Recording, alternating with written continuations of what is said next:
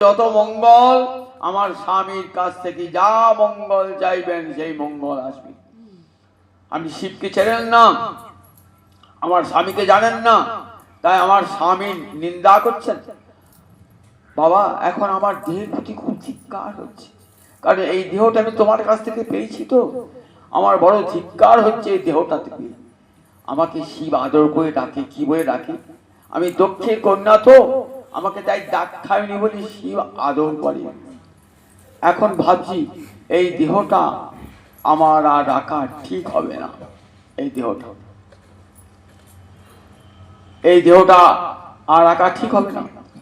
দেখো বাবা, শাস্ত্রে কি বলে জানো তো, যে মহতের নিন্দা, যে বিষ্ণু বৈষ্ণবের নিন্দা করে না, তার কি করতে হয়? যদি ক্ষমতা থাকে তার জিভটা ছেদন করবে, জিভটা ছেদন করে দেবে। আর যদি তা না পারো, দুটো কান বুঝে সেখান থেকে পালিয়ে আসবে।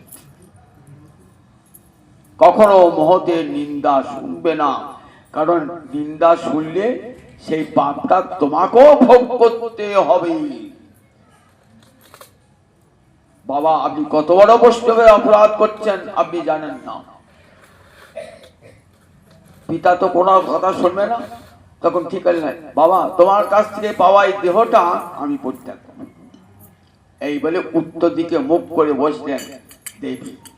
পীতবসন পরিধান করে শিবের চরণ কমল দুটি হৃদয়ে ধারণ করে মুখে মনে শিব শিব শিব বলতে বলতে আমার যেন জন্ম জন্মান্তরে তোমাকেই প্রতিলিপি পাই।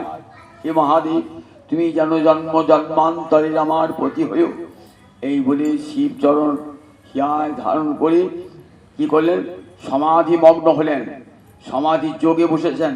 তখন যোগাগ্নিতে সারা দেহটা পুড়ে ছাই হয়ে গেল। সবাই দেখছেন সতীর দেহটা ছিন্ন, পুড়ে আগুনে পুড়ে ছাই, হাহাকার করল ভেতর থেকে। যজ্ঞ তো লণ্ডভণ্ড হবার মতো অবস্থা।